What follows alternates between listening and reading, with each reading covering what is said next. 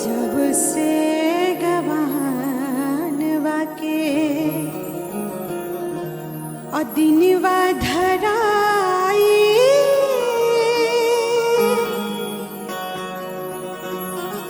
और रतिया नींद लागे और देह पियराई और जब से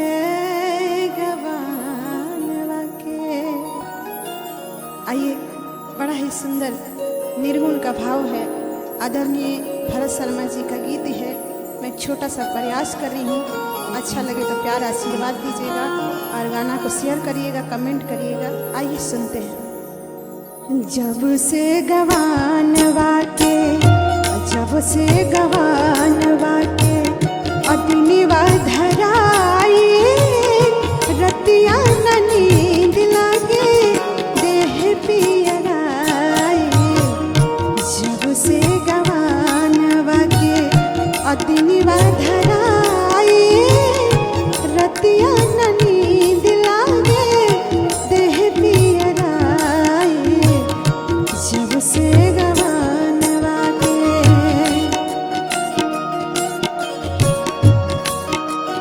क्या बात है।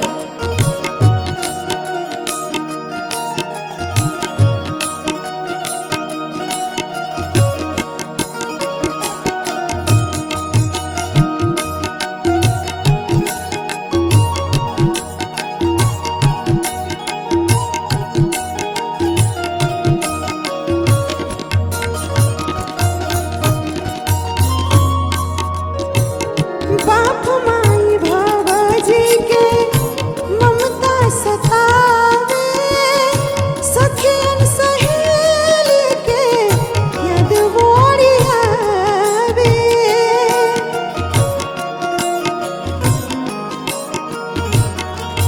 हो बाप माई भवजी के ममता सतावे, सखियन सहेली के याद बोरी आवे।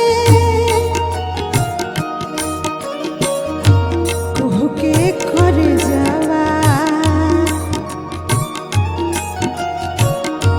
कुहू के करे जावा अखिया लोराई रतिया नींद लागे देह पियराई।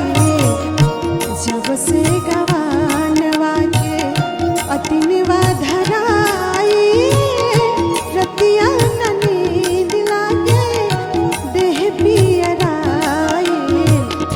जब से गवानवा के